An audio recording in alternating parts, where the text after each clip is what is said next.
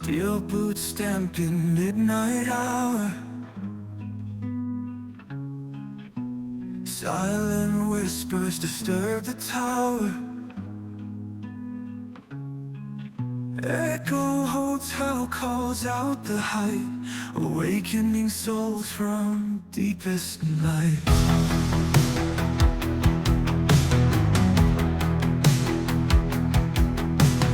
Tyranny's grip like shadows tight, but voices rise where there is light. Freedom's drumbeat in the hall.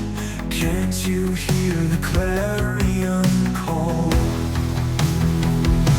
Marching shadows, leaders fall. Night watch speaks to all who call. Echo holds a beacon bright, guides us through the darkest night. Political whispers, secrets told. Echo Hotel broadcast the bold. Awakening hearts from the chains, breaking walls, freedom remains. In the silence, freedom's cry. Echo Hotel keeps truth alive. Listen close, the signal's near. Night watch shining crystal clear. From the ashes, new dawns gleam. Echo Hotel and freedom's dream. Night watch calls the brave to stand. Unyielding hearts, united hands.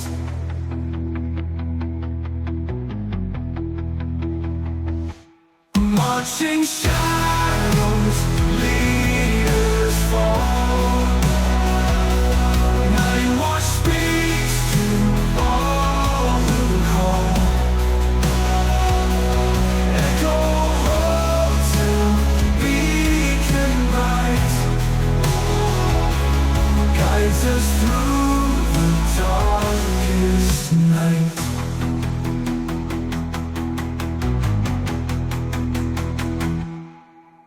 Political whispers, secrets told. Echo Hotel broadcast the bold. Awakening hearts from the chains, breaking walls, freedom remains.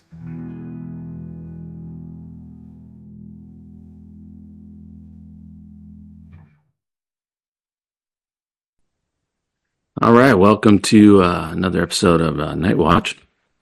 I am joined by co-host Nathan Rashawn, and today we have a special guest again. We haven't had SG on in over a year, but he is going to come back on and give us an update and talk about state of things going on in the world and what he sees coming and what a few other things. So I'm going to turn it over to Nathan right now, and he can say a few words, and then we'll bring SG in.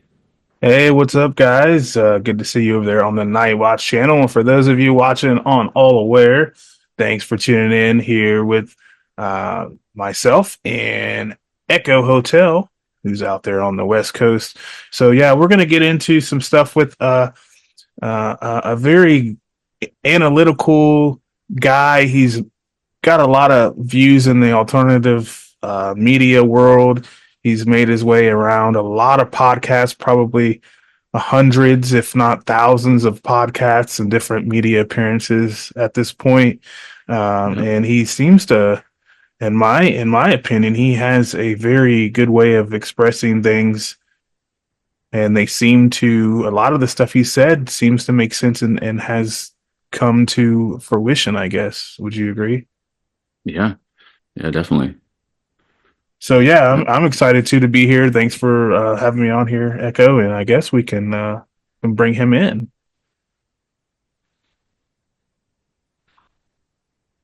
Hey, SG, are you there, sir? 10-4. Thank you very much for your patience. It is appreciated.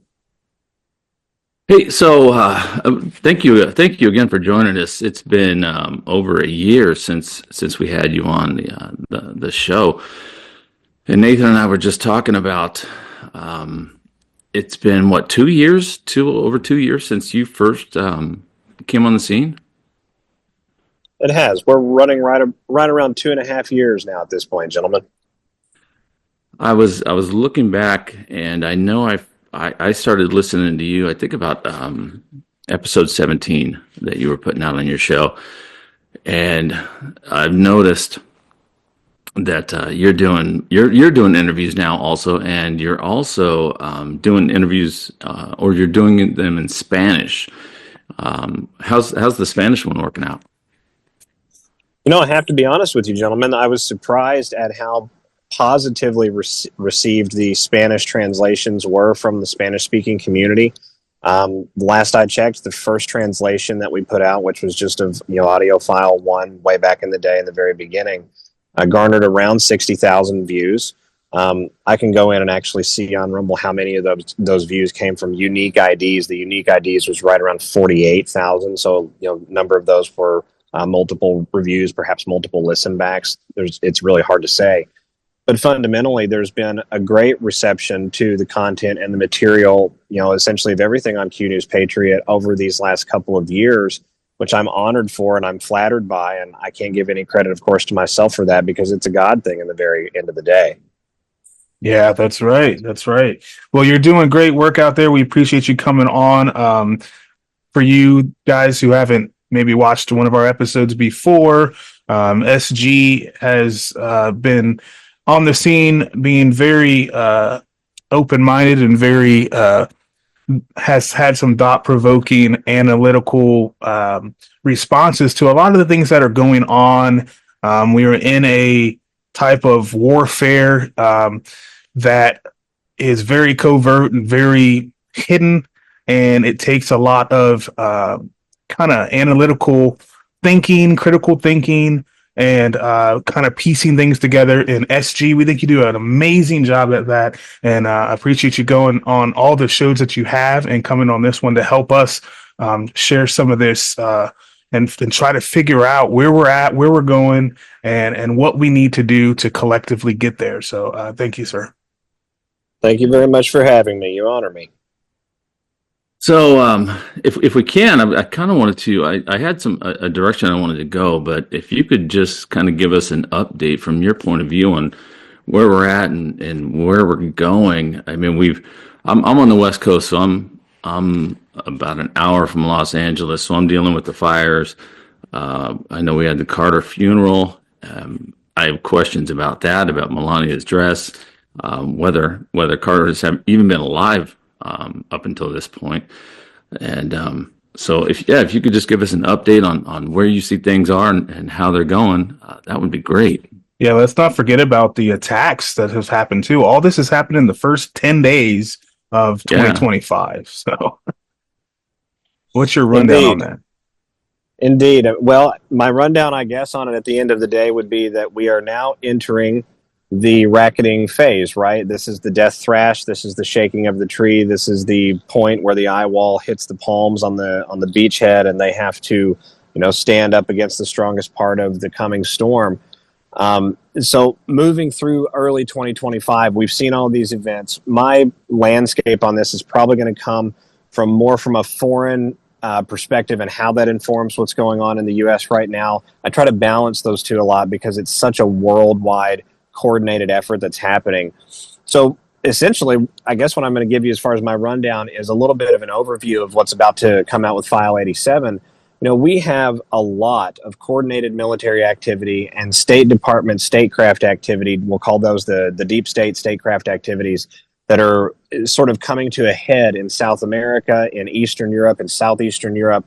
We have a potential nuclear trafficking pathway opening up through a group called Bulgaria Energy Holdings, and a new contract that they have entered into actual implementation of now at the kinetic level with a group called IP3 Corporation. IP3 Corporation is essentially a military industrial institution. It's created to further the agenda of the military, industrial, and profiteering complex. All of the individuals that are associated with the governance board of IP3 Corporation are either associated with the U.S. State Department, foreign state departments, the U.S. military, or big banking systems, think HSBC and Chase Bank and others. So, looking at this and that landscape that's happening there, looking at what's happening in the Baltic states, Estonia just yesterday made an announcement that they're attempting to close the border with Russia. A parliamentarian introduced a bill to do that. The bill's probably going to receive overwhelming support. Russia has already premeditatively removed the buoys out of the border river that runs there in that area. And, for whatever reason, probably to make way for an amphibious access point, but that would just be speculation on my part. And then again, in addition to this, gentlemen, we've got South America, we've got China, Japan, Africa. There's a tremendous amount happening in Africa right now with the U.S. military. The commanding general for U.S. AFRICOM visited and had a face-to-face, off-camera, off-air private conversation with the commanding general of U.S. Army Joint Task Force Horn of Africa in September, on the same day that Biden extended Executive Order 13848, I believe. Don't quote me on that. It was one of the executive orders extended, the 9th of September, 9/9, which is the inverse, of course, of 66. And that's an interesting parallel just from a symbological standpoint. And then now, just a couple of months later, we have Somalia completely reversing a more than 15-year position with respect to Ethiopian troops operating on the border and on the Somali side of the border. We have very unusual reports coming out of Ethiopia showing geological activity on the ground literally bubbling, but there's no volcanic activity recorded at the same time, which indicates some sort of underground heating source, perhaps a breakdown of a magma chamber in response to changes in the shifting, dirt layers. I'm not a geologist, but that's just my speculation. But a reasonable possibility with that, in my opinion, considering that same commanding Marine Corps general also visited Ethiopia, has also put out a statement saying that we cannot normalize diplomatic relationships with Ethiopia at the present time. I think they're telling us that there's an active underground military operation there happening under the Horn of Africa, and that we're moving the needle forward with either reclaiming or destroying some enemy fort, some underground system. We know that these underground systems that exist all across our continental shelves are used for them to hide weapons and wealth and a great deal of technology and things like that. So this is a really big rundown to come back around to where does that leave us here in America as we look at 113 through 120 in this 7-day period, which is certainly going to get very interesting moving towards that 20th date. I think that we're moving towards a period of time here in the United States where there is a expanded national emergency style jurisdiction that may highlight Trump as a brand new president or president-elect as being a commander-in-chief that needs to respond to a militarized threat to the nation. J.D. Vance, the vice president-elect, is not attending the inauguration ceremony. A number of different information dissemination reports are putting out suggestions that there's an event coming for the inauguration. I said almost 90 days ago that a Washington, D.C. mass casualty event was likely in this process because we have to lay the framework to activate something called EO 13224.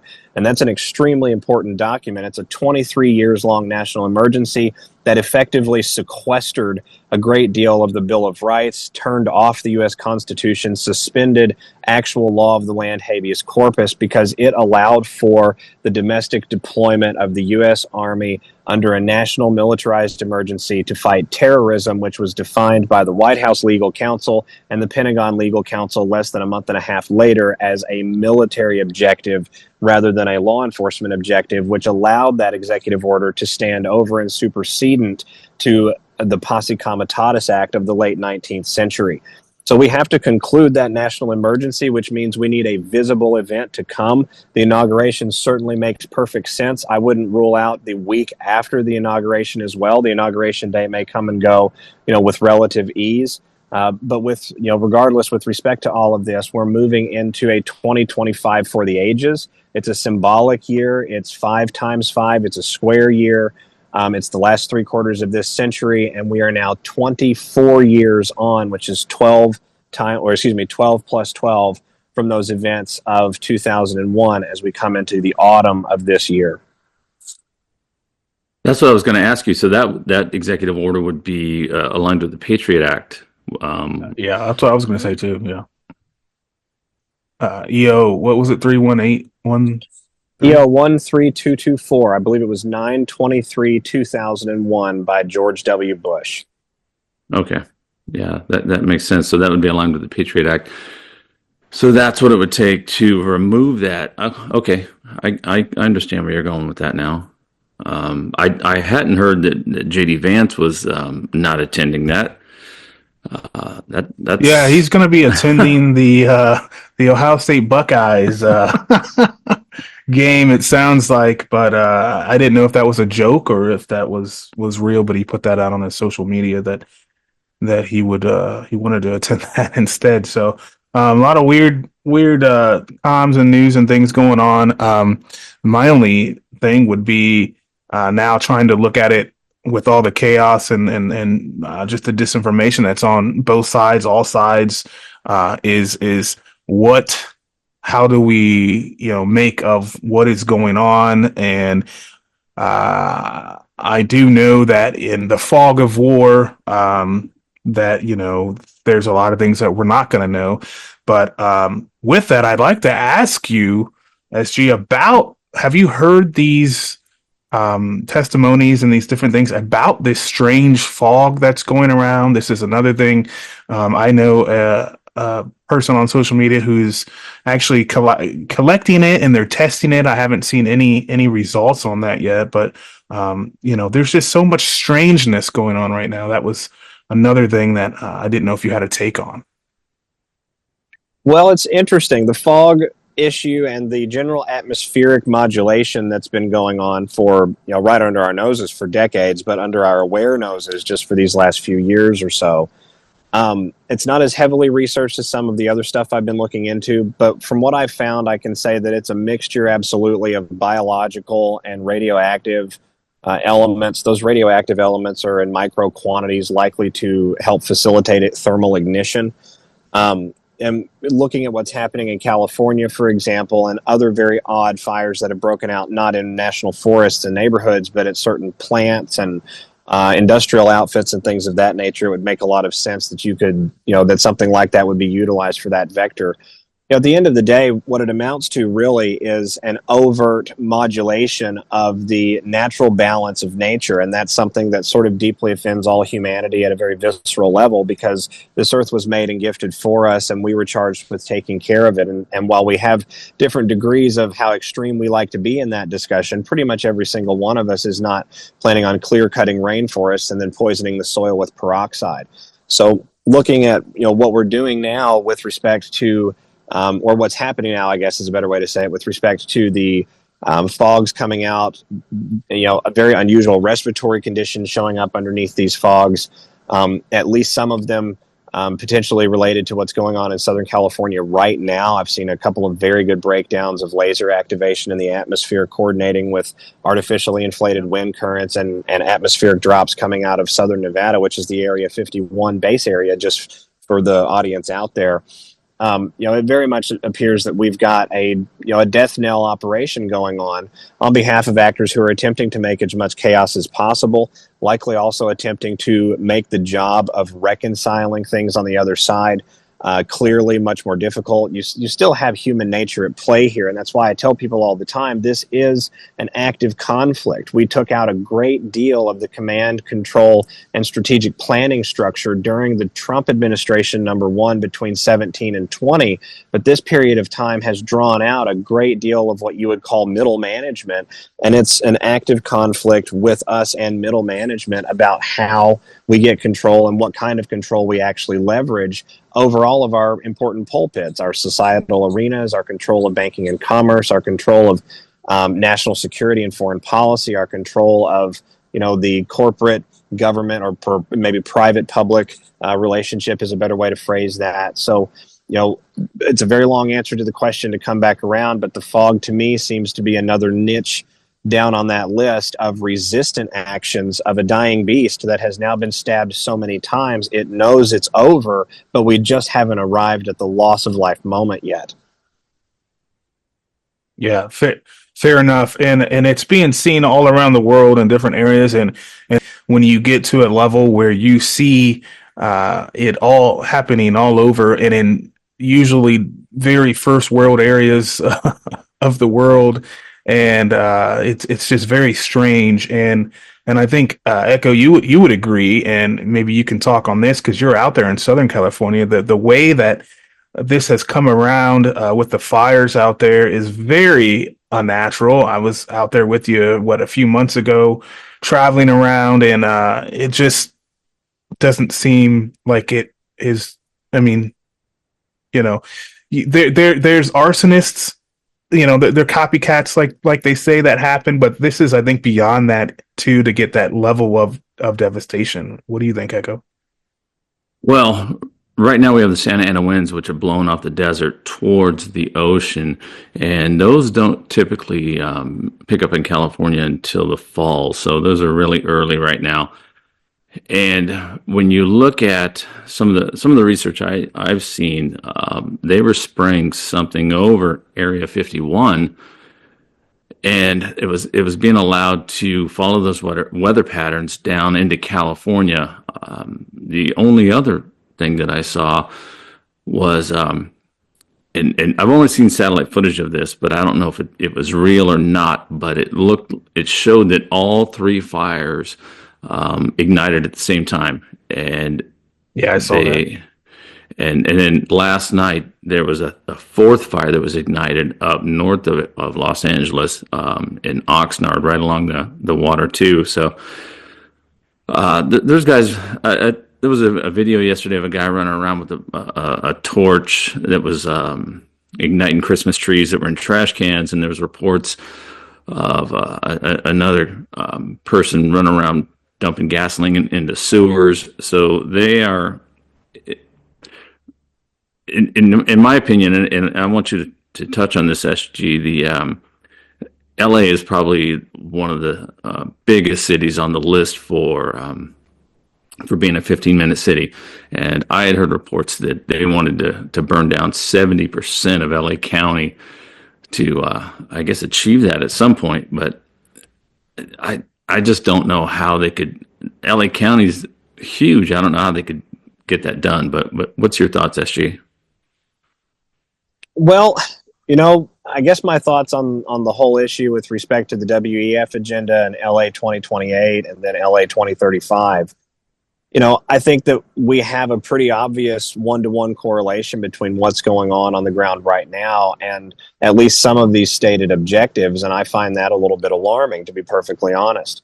At the same time, I think that with the establishment of the information war and just the absolute, you know, unbelievable demolition salvo that we the people have taken to the mainstream legacy media complex, I don't think that those agendas have any more steam. A great deal of the steam behind them relied primarily on the public's ignorance to the actual causation, right? You can create tectonic events with some of the technology that the secret intelligence community has. You can certainly start, you know, isolated and targeted thermal ignitions. We've seen that at least half a dozen times since 2018, just in the ones that the alternate media has talked about pretty publicly and public facing.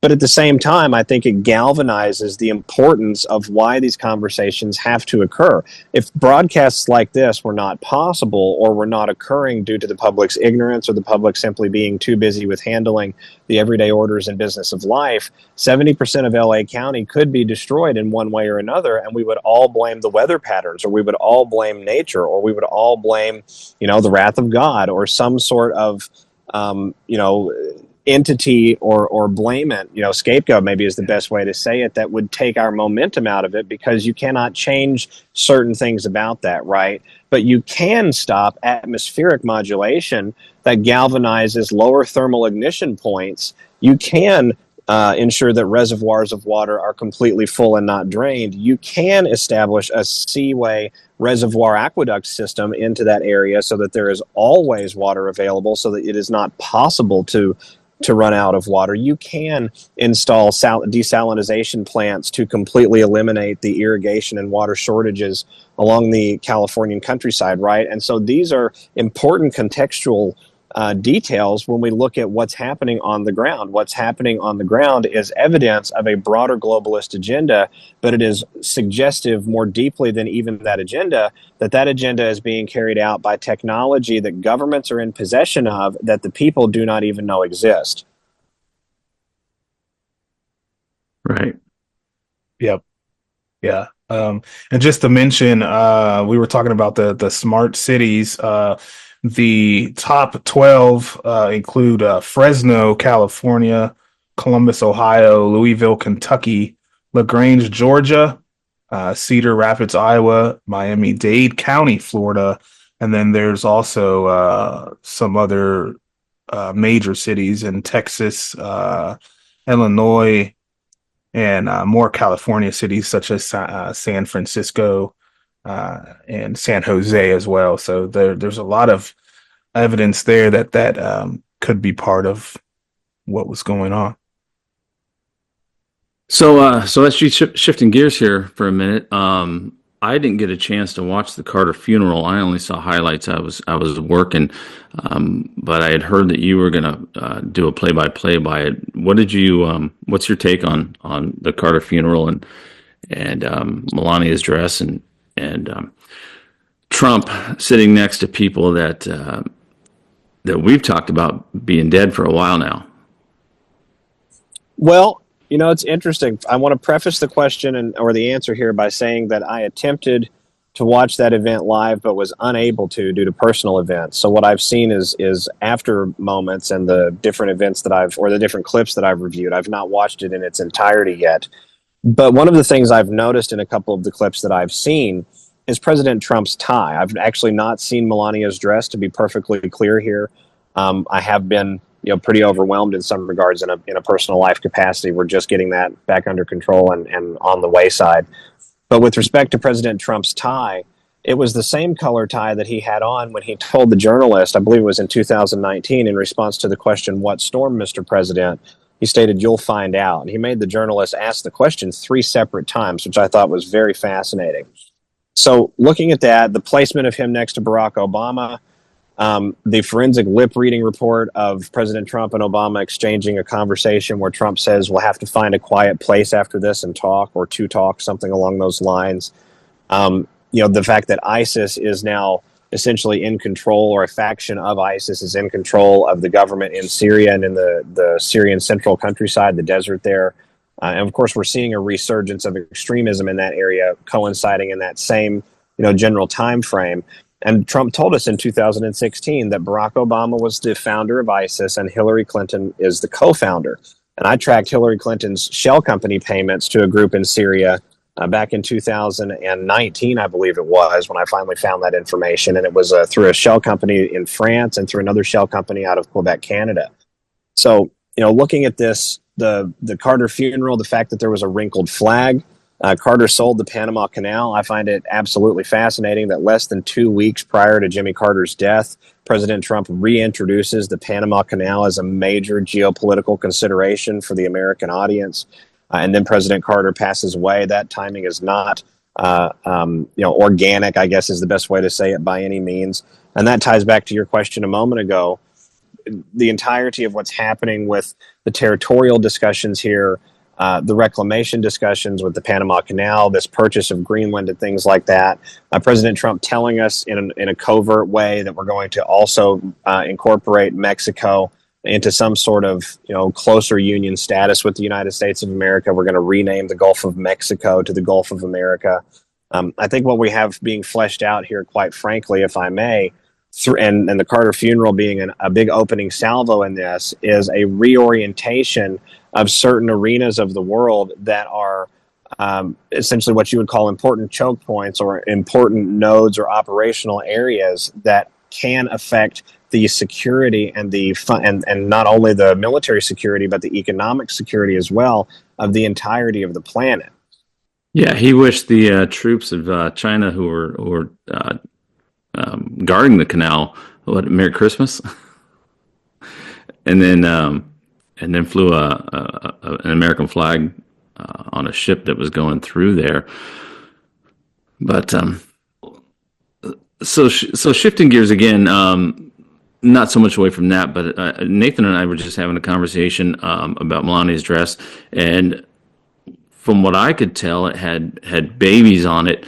But then Nathan was saying that it looked like it was JFK hugging somebody or hugging something. You wanna expound on that, Nathan? Yeah, from what I researched and was able to see and zoom in and things, it did look like clearly to me that it was JFK hugging. I couldn't tell exactly what his arms were out. It looked like he was hugging something, and other people have said it was Junior. So that's what I saw. I mean, I guess. What did you say you saw, Echo? I didn't get a chance to watch it. Oh, But when I tried to zoom in on the dress and when I looked at it, there were reports that there were babies on the collar. It was a very Puritan looking look and a very Puritan looking collar and dress. And she really didn't engage with anybody there. She just kind of sat by herself and didn't say a word.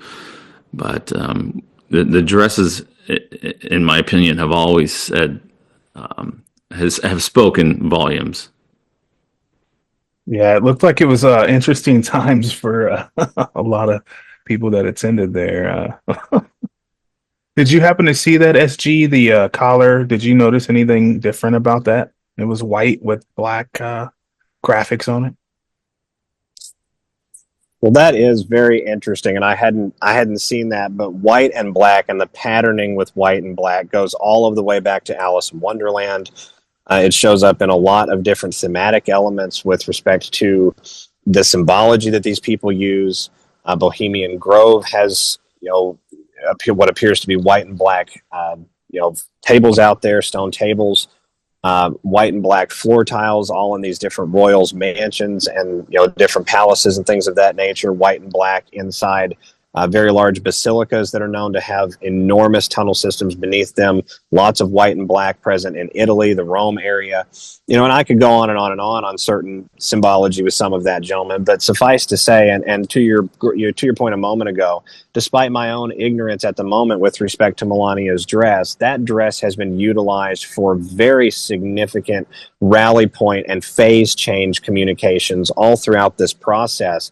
And we saw the Mar-a-Lago raid after a very unusual dress from Melania less than a week prior to that, or less than 10 days prior to that, excuse me. We saw a number of things happen with respect to the Madison Square Garden rally, and immediately after that, geopolitically around the world. And she wore a zebra-coated dress of, I believe it was white, black, and a little bit of gray in there. So suffice to say, we've got a tremendous amount happening right now out there in the world, and I'm extremely excited to see where we go, despite the fact that we have a little bit of turbulence still yet ahead of us. True. Yeah, I agree. What do you think, Echo? Yeah, definitely. Hey, so shifting gears real quick, I wanted to get your opinion, SG, on Q Drop 916. And if you don't remember exactly which one it was Saving Israel for Last. And I always had my own thoughts on that, but I've done some research over the last couple of days, and I was listening to a show, and the show started bringing up the Noahide laws last night and how they've been implemented. Carter, it was a proclamation under Carter, and then every president since Carter has signed them. And now they're in all 50 states, and the governors have done proclamations. And it just seemed like it kind of tied in with Carter, the Carter funeral, and the Noahide laws, and the fact that they're trying to implement them. And Trump, I guess what I wanted to ask you is what's your opinion of Trump at the wall during the capitulation tour? Yes, the capitulation tour. Thank you. And then his son-in-law Jared and his daughter being involved in the sect of that, and just kind of wanted to get your thoughts on that particular Q drop, if you remember it, and the that kind of rode down the Noahide laws. Well, I guess let me first start answering the question with the understanding that we have, in the form of the Trump family, a group that has been, just like the Kennedy family, at the very top of society for quite a long time. This family has been interdicted at different points by the club. The club has certainly tried to buy some of them off, marry into them. Infiltration, right? Q tells us over and over and over and over again, infiltration, not invasion, right? And infiltration, by the way, on that exact subject, can work in both directions, in both ways. So, with my opinion on Ivanka and Jared, let's go there first, and then we can come back to the discussion about various what I believe to be national security issues behind certain state-based laws and things like that. We haven't heard basically anything from Ivanka Trump outside of a tweet or two over these last number of years, right? We see certain photos that are shared that seem pretty innocuous. We saw the Instagram post, "I love you, Dad," immediately after the assassination attempt this year. And Jared is being, he's sort of circulated around in the narrative space a few different times, but sort of, not in any significant enough fashion that I've been able to tell that seems to tie back to some sort of active ongoing situation. And that might just be my inattention to the matter in some regards.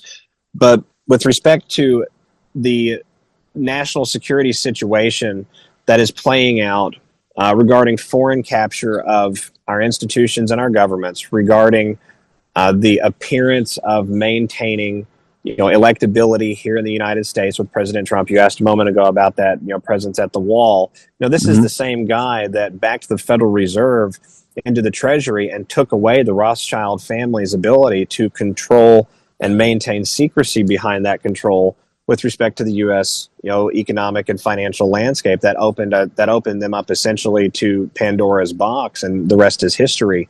Yes. So I wouldn't call that individual an ally of any secret society, any deviant ideology, or any foreign power built on either of those two above. I just don't see that aligning those two interests, dovetailing with any sort of serious long-term benefit for both parties. There's only long-term benefit with one party with that. And that's with respect to President Trump and his electability here in the United States, right? The United States has been subjected to pretty aggressive military-grade psychological warfare and perception augmenting campaigns for over 50 years now. So when we look at our societal structures, which all reflect what our media tells us, which all reflects, back into the operations of certain things down on the ground, we're faced with a situation here very much that it's hard to sort of get our footing underneath us and see our correct orientation. And I forget the part of the question that you were asking about a certain Q drop. I'll finish this and then we'll segue into that for a moment. But with respect to, what President Trump is doing, I think that we fundamentally have a dynamic at play where President Trump is utilizing human selfishness to his advantage in every single way that he can possibly achieve. And some of that human selfishness is clouded by greed or clouded by ideology or religious zealotry, for example, or some sort of malicious or nefarious oath that can be taken advantage of if you're an individual that understands sort of how to play that 3D, 4D, 5D chess that people talk about and wage an espionage campaign against someone else. Right. Hey, let's go ahead and take a quick break right here. SG, appreciate you coming on and with the time here. We're just going to take a quick break and then we'll come back here right after this.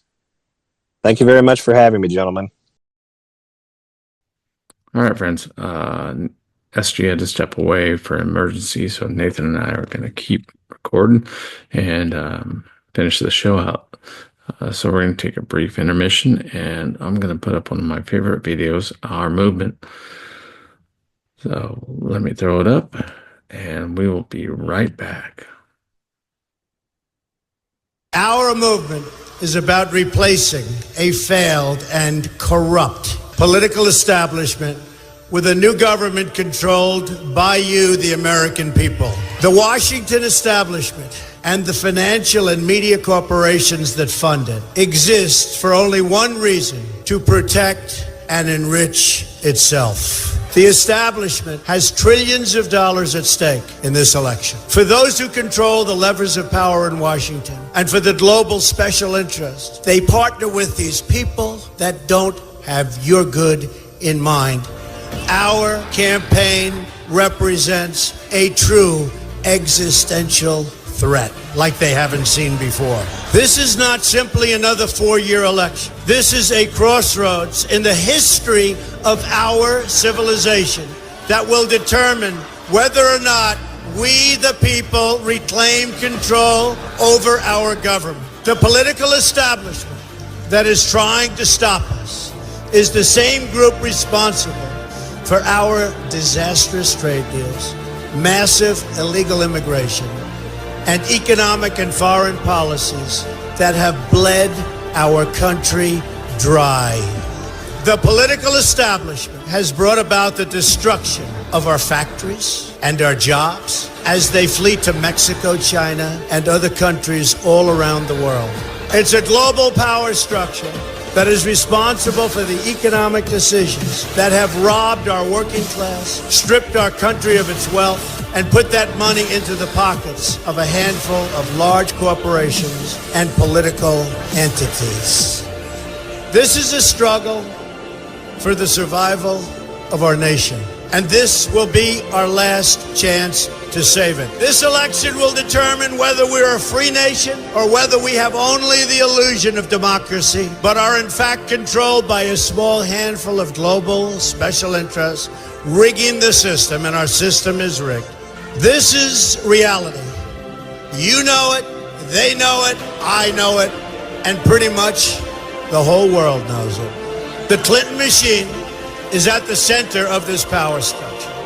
We've seen this firsthand in the WikiLeaks documents, in which Hillary Clinton meets in secret with international banks to plot the destruction of U.S. sovereignty in order to enrich these global financial powers, her special interest friends, and her donors. Honestly, she should be locked up.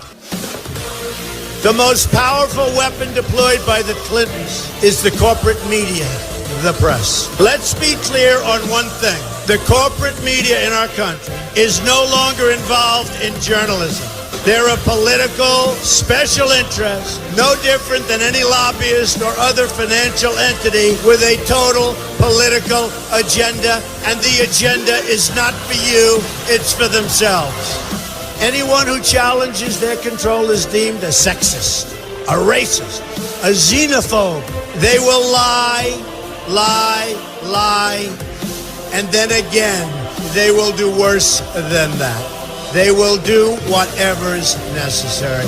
The Clintons are criminals, remember that. This is well documented, and the establishment that protects them has engaged in a massive cover-up of widespread criminal activity at the State Department and the Clinton Foundation in order to keep the Clintons in power.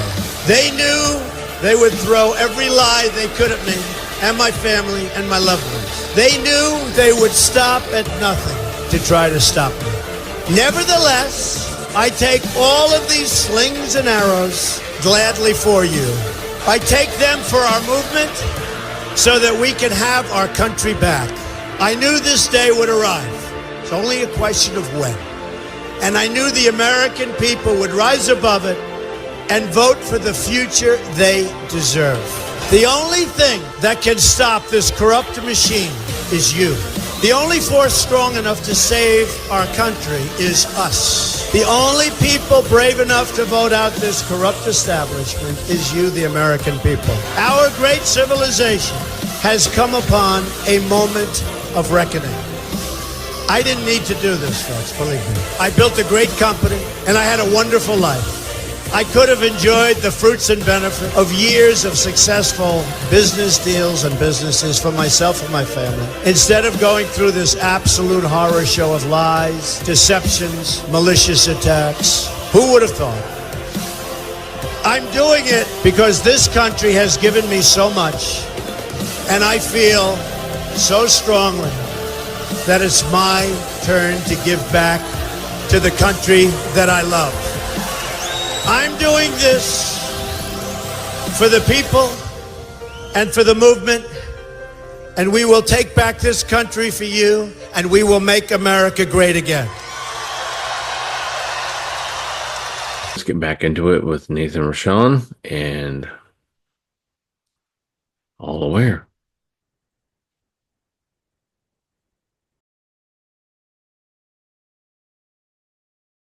All right, welcome back. We are back with Nathan Rashawn. Unfortunately, SG Anon had to step out. He had an emergency, so we are going to continue the show and talk about a few of the topics that I had lined up. Yeah, so welcome back, everybody. You had watched some guy that you had actually met. You were just telling me you had met him a few years ago. Yeah. The Patriot Street Fighter? Scott McKay, the Patriot Street Fighter, down in San Diego. He was on his tour. And after the tour, he was doing pictures and whatnot, and got to hold the tomahawk. And it was back when we still didn't know what the hell was going on. We were all still confused. Yeah. But he did a show the other day with Mike Jaco and Nino Rodriguez. And just dropped in the first 20 minutes. Just dropped all kinds of bombs about a friend of his having dinner with one of Trump's advisors, and apparently there's 5 Trumps running around or 6 Trumps running around and 5 Bidens and central casting, all 3 that. or 4 Hillarys.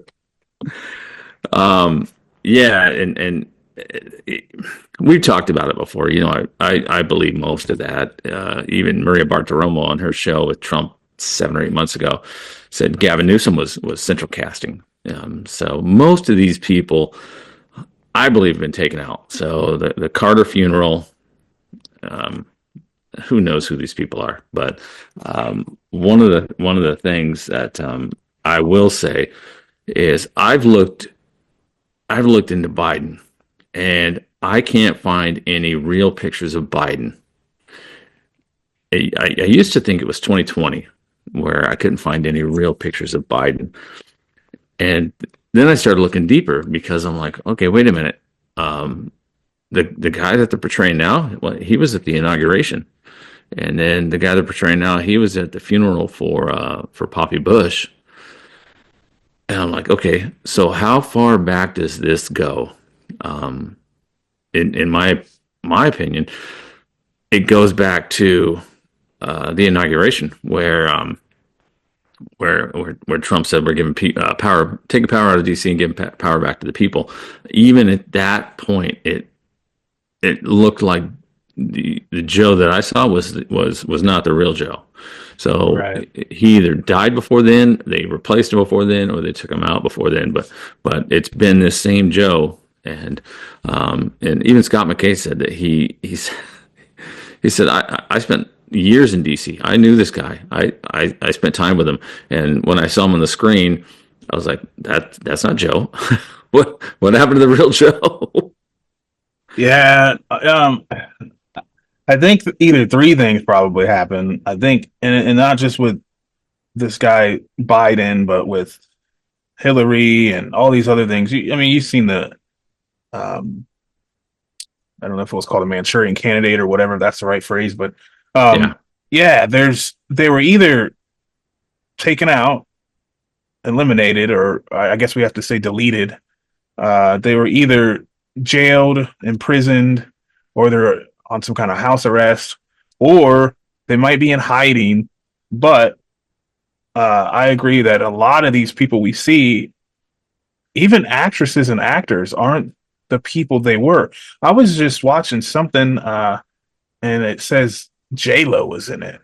And I was like, first of all, I was watching and I'm like, who is this person? Like, they're sort of attractive, right? But then I saw it said J-Lo and I'm like, where is she? What actress is J-Lo? Whoever recommended the movie to me, I won't call him out, but he said it's the main character, it's the lady. That's not J-Lo, dude. And there's so many things. There are still some that you can see are really those people, and then there's a lot of them that are not. They just don't appear to be. Now, did they get some kind of freaky surgery and lose a bunch of weight and facial structure changed and all that? I don't think that's possible. We've been identifying bodies by facial bone structure and teeth and things for forever. So I don't know, but Yeah. I agree, man. Something has changed, and we know what was it in the 80s or the early 90s. I think we talked about this on an episode a while back years ago, but Dolly the sheep, and then there were soft disclosures saying that they were cloning animals and things, and then we also know from that CIA makeup artist that they have masks that really look like anybody, flesh. So I don't know what it Yeah. is, Echo. But I believe it all. I mean, it could be. Well, I don't know if you saw Rogan this week with Mark Zuckerberg on Rogan, but I didn't catch it. those are two different people. It's a total different Mark Zuckerberg. The guy's taller, his face is thinner, more hair. He looks totally different, and people are buying it. People are like, oh yeah, now he's for free speech, and I'm like looking at him like, really? This isn't the same guy. Bait and switch. Yep. So, and not to go down this other rabbit hole, but I saw a video yesterday of Cat Williams calling out Jamie Foxx, and he had two pictures of Jamie Foxx up there, and he said Jamie Foxx,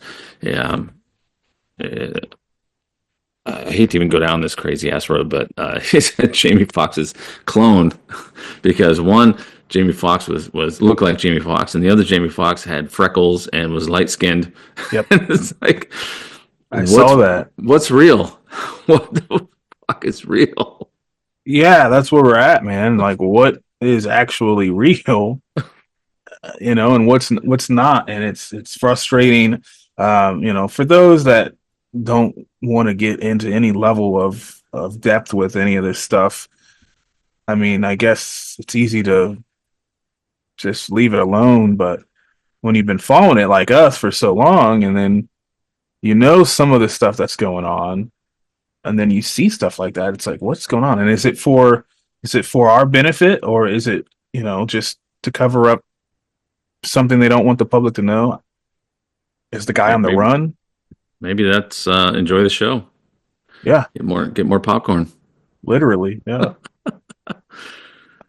Another thing Scott said, Hillary was executed at Gitmo, 12/31/2017. SG has talked about that on his shows too, and she showed up at the inauguration, 6 inches shorter than Bill, the fake inauguration in 2020. In 2020, the Biden thing, yep. Yeah, and he said Biden was dealt with in 2019. All I know is I haven't seen the real one since before 2017, pretty much during the Obama administration. But when the Judge Advocate General showed up behind Trump in 2017, that pretty much showed me that this has been a military operation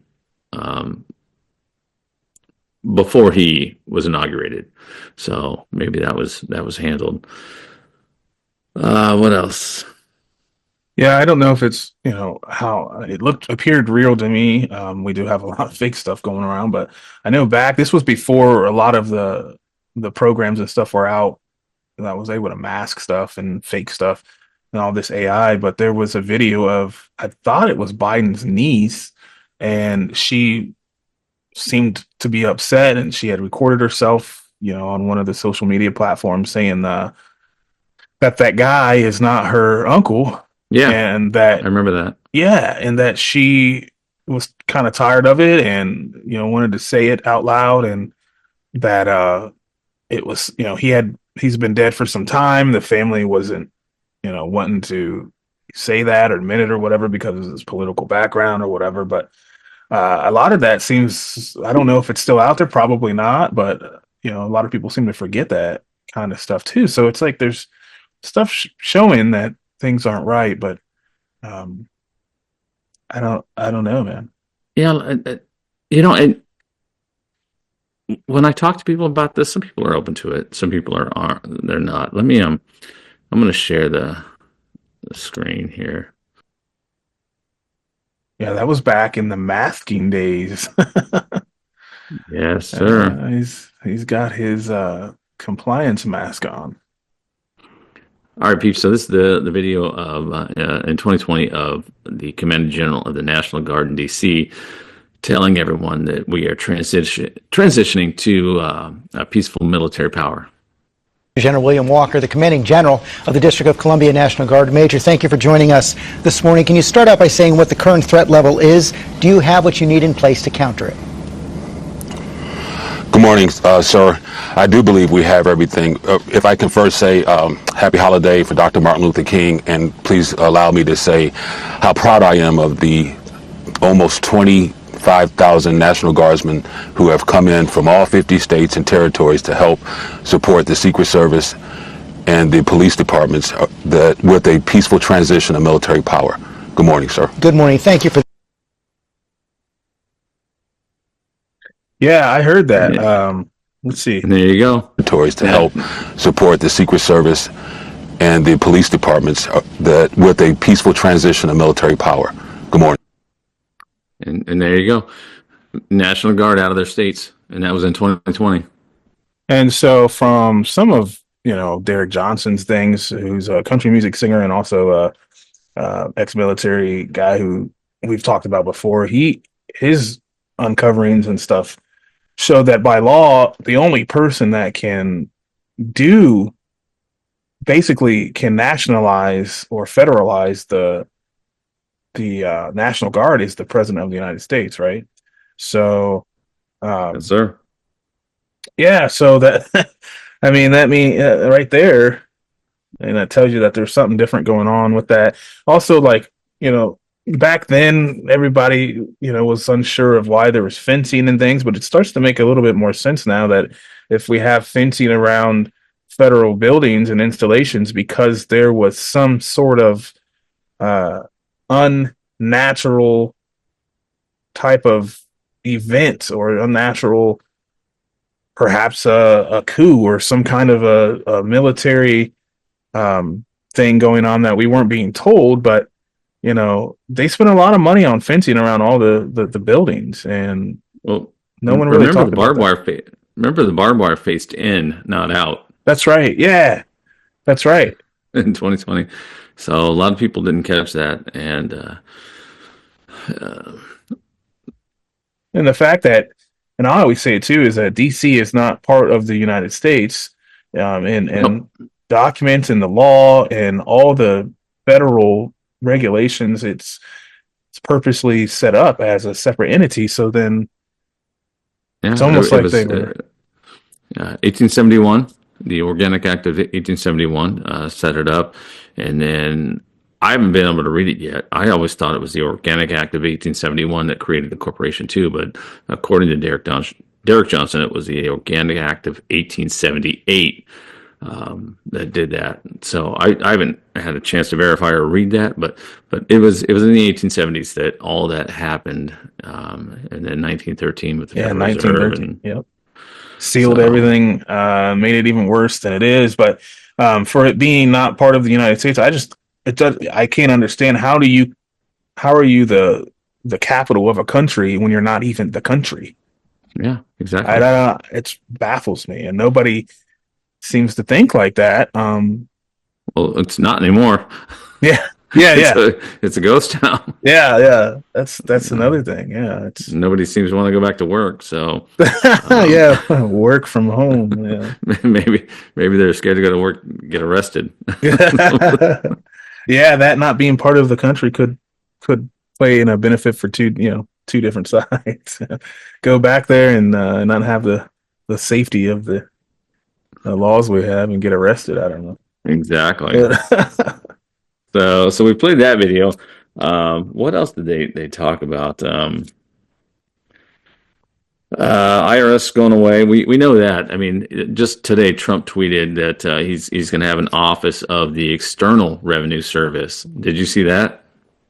I did not, but I will add. I've been meaning to tell you this. I was looking around on Indeed months ago for jobs in Central Texas, and the Treasury Department is listed in Central Texas, and they were hiring some type of administrators at that time, which, knowing what kind of we were thinking on stuff we heard in the past, that just kind of concreted that to me, that there is something going on where they're opening other treasury branches, or maybe the headquarters is being moved to Texas. Yeah. I don't know, and I went back recently to see if it was still there, and it's gone now. So it's either closed out or they've got who they need or whatever. But yeah, so what you're saying, I've seen personally some things that add up to that. What was he saying? Derek Johnson reported that the Treasury was going to be in Texas probably a year ago, and then Scott McKay just talked about it on that latest podcast. He also said it was going to be split between Texas and Reno. Something's going on in Reno.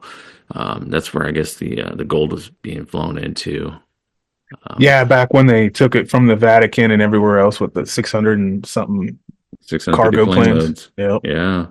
Yeah, so there was clearly stuff going on with that, and we don't know what exactly is going on because we're on the outside looking in, but we do have we can all piece stuff together and figure it out, which is what's been going on with alternative media here for a long time. And so there is a lot of positive things, it seems, going on amidst all the negative stuff. So he did say also, and I guess we should say this is all speculation. I mean, it's stuff that you and I have followed, and a lot of other people have followed for a long time. But he did say that the White House has been shut down since 2020 or 2021, and I think a lot of people may have, if they watch that video, they may take that out of context, because they say, well, I can go there. I have friends that have gone to the White House in the last few years, and they're like, well, there's stuff going on there. That doesn't mean that it's not shut down. It just means that it's a movie prop, that things are happening, but it's just not happening in Atlanta or in California anymore. If you remember, I don't even know if you go back on YouTube and watch any of this stuff, but in 2021, do you remember there was pictures of the Oval Office, and you'd have like Ford Explorers driving by in the background?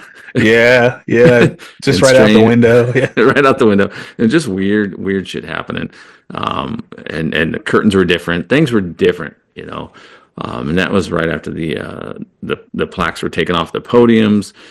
So when he said that it's been shut down, it really has been shut down, because it was dark for a while, and then all of a sudden it was lit back up, and I think that's when they started using it as a movie prop or whatnot, whatever they're doing. But everybody's involved in this. Everybody is involved.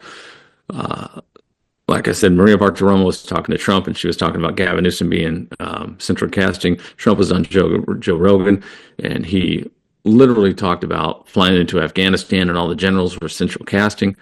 So this has been going on for a long time, and it's frustrating for people like us who see it and have to live with it. I think that's the most painful part is the people that have seen it and have been awake to it and have to live through it and endure it. So it's tough, and I mean, to get to the belief system in the beginning was hard, anyways. To realize that this stuff is possible and it could be happening, and then to see some of the confirmations and things, and that we've seen over the years, and learn stuff before they happen, and then watch it play out in reality, if you want to call it that. That's been rough for all of us, and it's, a lot of people ask that are just catching on now. We're like, well, how did you? Why would you think any of this stuff is real, and how could you even begin to believe it? And it's like, well, you see it, you get, it's almost like a movie, right? You watch a film and you see certain actions take place, and you're like, wow, that was a cool movie, or man, that's a scary movie. But then you start seeing that in your reality. It's the exact same thing they said was going to happen, or the exact same things that you put together in your mind in the puzzle. And that's what got a lot of people to where we're at, and now to the point where we're calling out, and not specifically myself or maybe you, but others that are more connected to or whatever. They're calling out stuff before they happen, and as they're happening, and we're seeing through it, like the tax and the fog and the different things, because we know everything that is possible now. And another thing I got, someone was saying is like, well, your mind has got to be like, it's like, how are you that dark? It's not a dark thing, and it's not that. And I don't mean to speak for you, but it's probably true for you. Is like, we have to, because it's what reality is showing us. It's, some of this stuff, it's like, no, we don't want any of this stuff to be like that, but we got to be aware of it in order to bring light to it, and in order to change it. So who's going to do that? If, obviously the people we put in charge originally are the ones that are not helping us. So that's just my soapbox on that, I guess. Well, just so people understand, I mean, I woke up, God, what was it, 2017 when you came out, and we kind of started talking, and we're like, damn, we're both on the same page. Yeah, I think it was 18. Yeah, 18. And one of the guys I was working with, I always knew there was something wrong. I just could never put my finger on it. And this is just a little background for people who may have not heard this before. I was working with a guy, and I was bitching about taxes, and he's like, don't pay him. I'm like, well, you have to pay him. And he said, no, you don't have to pay him. It's all fake. It's all it's all bullshit. It's monopoly money. And that is literally what jolted me out of, I guess you'd call it the matrix, the sleep. And that's what sent me down that first road. And I'm thankful that was the first. It was before all the rest of the shit happened, so I could kind of be awake and run for the exit. Yeah, and then met you, and you literally, you're like, yeah, I've known that for years. yeah. Well, it was great because finally someone else exactly who's known it, because I just found out. That's how I felt too, man. I'm like, what? Like, somebody else actually knows what I'm talking about? Because you in the beginning days like that, you didn't really talk about it or whatever. It was stuff you formulated in your mind, and you just like, oh, I know it, but nobody else does. And then I can't remember, you had mentioned something, yeah, and I was like, yeah, and then you were like, what? It was taxes. Everything back then was taxes. It was. I told these guys were talking about taxes. I was like, don't pay them. Yep. Send a letter, let them know who you are, and and I don't think I'd done anything at that point. I was still scared to get off the tax rolls. Yeah. But yeah, those were fun times. I miss those. Yeah, we did. Had a lot of fun, and the world wasn't as crazy as it is today. But as we are hearing from others, and as we know that good days are to come. So at that time it was just the Me Too movement, where everybody was getting hammered for, or Hollywood was getting hammered. Well, I guess Hollywood's getting hammered again right now. Yeah, imagine that. And I'm sure there's a lot of evidence in a lot of them homes, but that's a different story, I guess. So I guess the last thing I really had notes on, unless you have other notes you want to talk about, was what Scott was talking about. Was Nassar was signed under Clinton, but it was signed at gunpoint. I heard that a while ago, yeah. I've heard that for a long time now. And 9/11 was a result of I don't want to call it a distraction, but that was their form of distraction and destruction to get us away from that. So it wasn't implemented. What's your thoughts on that? Well, you may have seen my my interview with Charles Key, who was the Oklahoma state representative, who was there during the Oklahoma City bombing, and he has even connected. Finally, he's comfortable enough to come out and connect. A lot of this stuff that happened in the 90s into the 2000s up to 9/11 is all connected, and it's all connected based on cover-ups, based on different events that they wanted to try to keep from the public. So he didn't necessarily go into the depth that we are going into with it, but it would at least prove that we're on the right track. And I think, and I did hear that too, that 9/11 and the specific reason I believe it is because of Building 7. Building 7, yeah, it came down and it wasn't even part of the two towers, and it came down in demolition style, and any demolition expert will tell you that was a demolition. The same with the two buildings too. But yeah, so I think they were either maybe covering up things they had done in the past that may have been evidence in that building, or what was the other thing? They said that that was the building that they were going to release the funds, or that was kind of like one of the central hubs to get the process going of restoring the financial. That's where the records were for Nassar Jassar, and I believe that is where the records were held for the money, the 2.3 or 2.6 trillion dollars that was missing that day. Oh yeah, there was tons and tons of money that came up missing that evening right before, or something like that, when they did their audit. But they always are missing money every year when they do that audit. They always fail it. But I think that year specifically there was some astronomical additional amount of money that had went missing. And then the Pentagon, the specific part of the Pentagon that got hit was the Office of Naval Intelligence. That's right.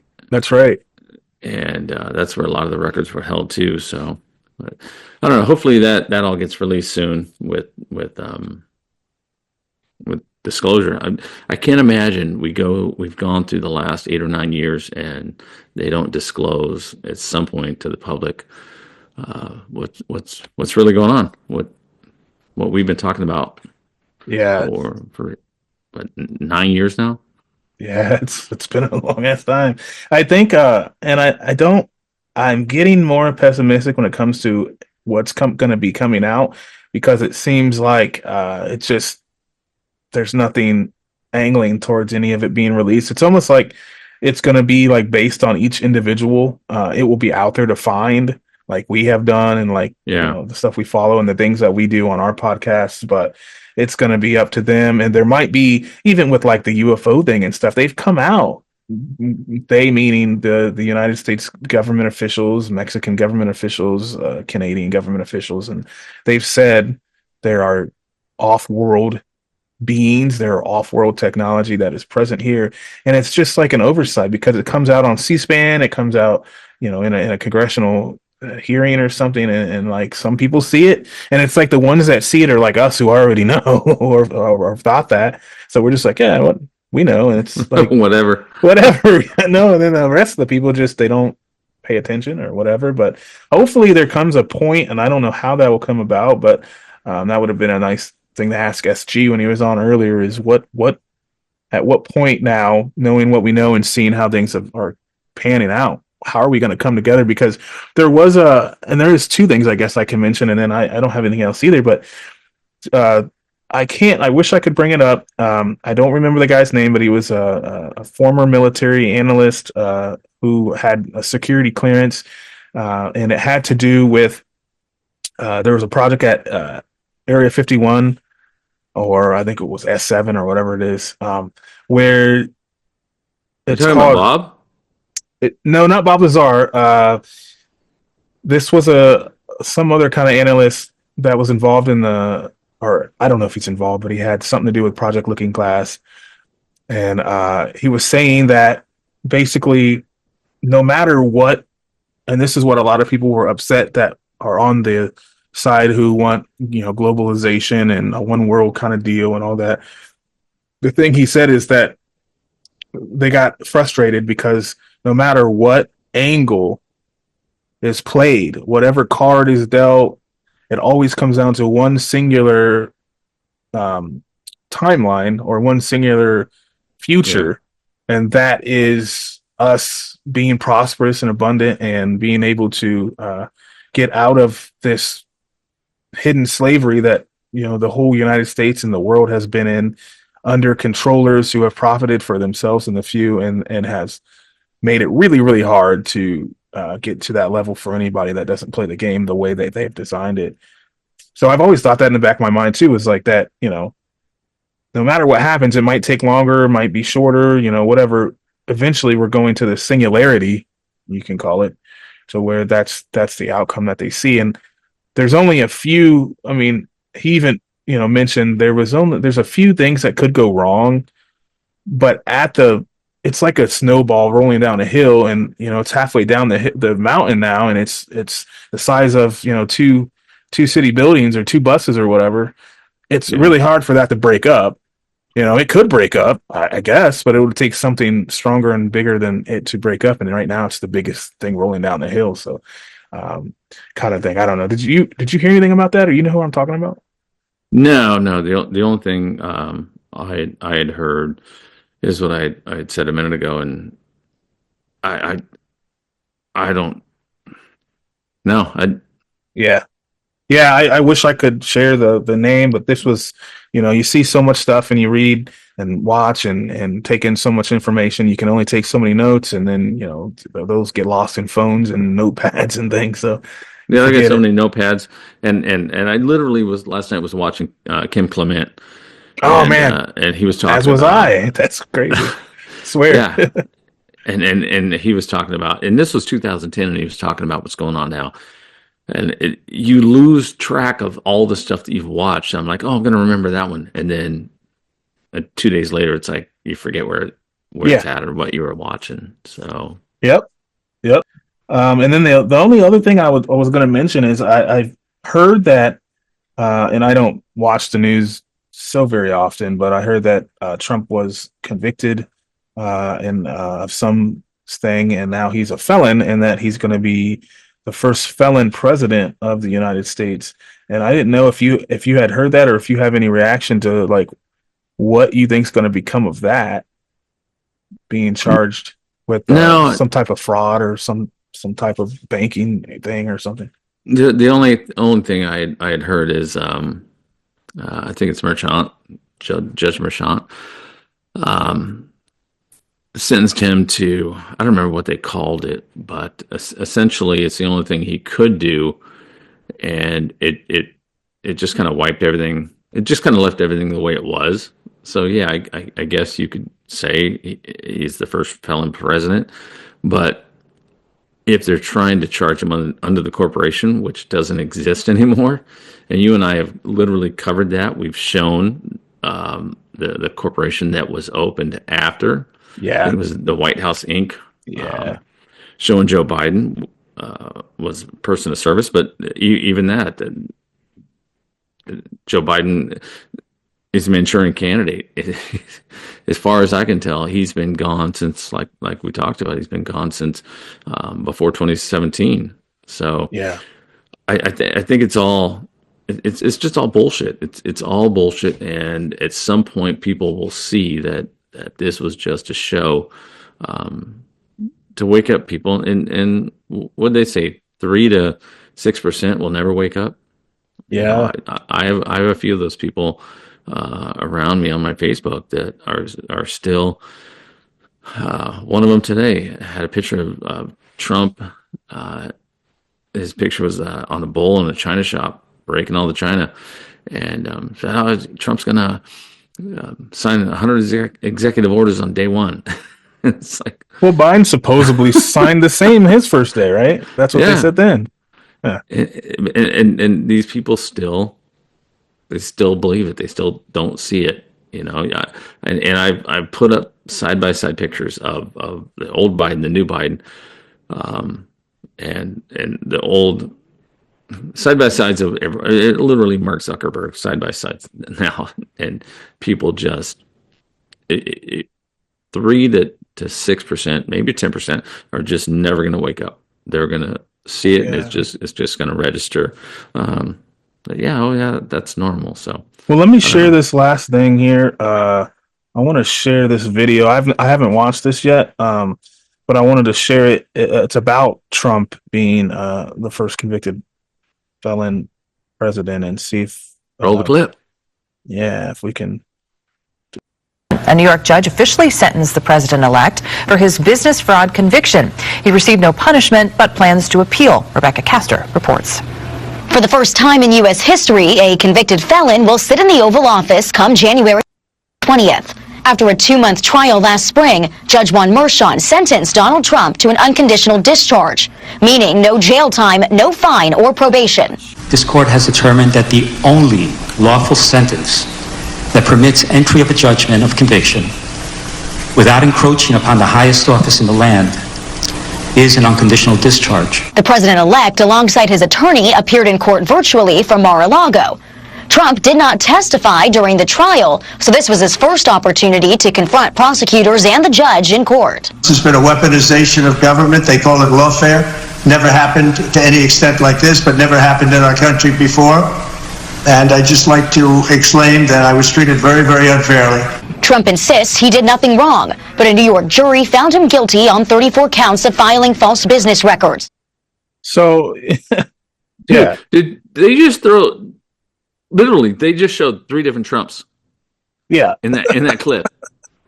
Did you see that? I didn't notice it, but I don't deny that it's possibly true, man. They're just jumping out there, but and she said the word lawfare, and I just brought on my last episode. I had a constable from PA who's having lawfare thrown at him, and he even says in there, "I'm not the first, person trying to fight these injustices and stuff and get word out of the actual factual truth of our country and things that has lawfare thrown at them." And that's exactly what they do. And they throw laws at you. They throw everything they can at you to get something to stick. And then at some point, even if you're not, they hope you're financially drained, but at some point, even if you're not financially drained from it, you have to end up taking some kind of a deal because you just want to move on with your life.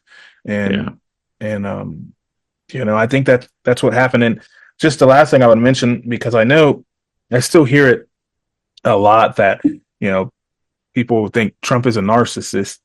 And people think that he has issues, mentally and things like that. Well, I'm not a psychologist or whatever. I can't tell you if that's true or not. I do know that it's pretty rough when you get judged based on stuff that you can't handle. So let's go with the fact, let's say he is a narcissist. That doesn't make him a bad person, a terrible person. People that have mental things can do good things in the world still. There are shortcomings that maybe. And I'm saying if he is, there has actually been psychiatrists that have come out and said they've run analysis on him. I think, what's the big one now that he's going around?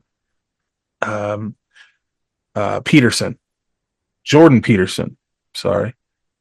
Jordan Peterson has even been out there and said that, he doesn't see enough narcissistic tendencies in Donald Trump to classify him as a narcissist, that he may have a tendency or two, but one thing that narcissists have that Trump does not is they are uncaring and they have no part of their brain that is able to have empathy and have understanding of other people's points of views and other people's things. And he does.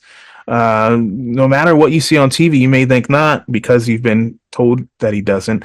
But if you read his books, if you get into his mind a little bit, if you see what he's done for the African American community, what he's done for the Hispanic community, what he's done for everyone else, and there's people in those communities that can vouch for that, and that's why he has a huge Hispanic following and things like that, is because so that's not true. So I just wanted to get that out of the way because I hear that a lot from people that, and the other thing I wanted to get across in our episode here, since, SG had to hop off and things, and we're trying to close out this episode, is that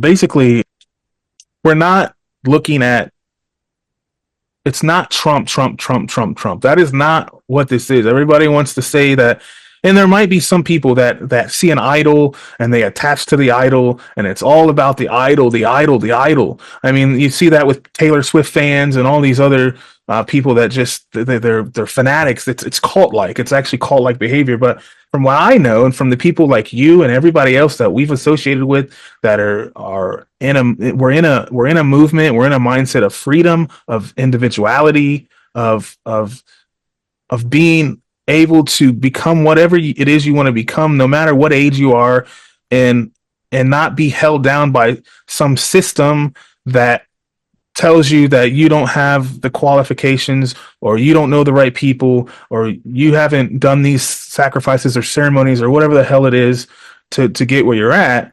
So it's not about Donald Trump. He's just the person in that position that had the balls enough to be put out as the face of this, and to allow everything that's gone on to go on so that we can get where we're at. And I think he's actually taken a big sacrifice in doing that, because no matter what happens going forward, he's always going to have a face that is vilified. He's always going to have a face that is somebody's going to have something to say, whether good or bad. There's no privacy at all ever again for him or his family or his grandkids or anything. So that's all I have to say about that. What do you think? This whole movement's been about waking people up. So the only person that's going to save you is you. That's right. That's right. And if you're waiting for someone to save you, get in line. We can help, right? We help each other out, but we can't do more than that. You got to get on board yourself first. Yes, sir. Cool, man. Well, I appreciate you bringing me on, Echo, and glad we got to interview SG. It sucks he had to dip out a little early there, but I think we got some good information from him, and we'll have to maybe get him back once again. Definitely. Hope so. All right, man. Well, it was good talking to you, and we'll do that. That was good, brother. All right. Chatting Get again. something to eat.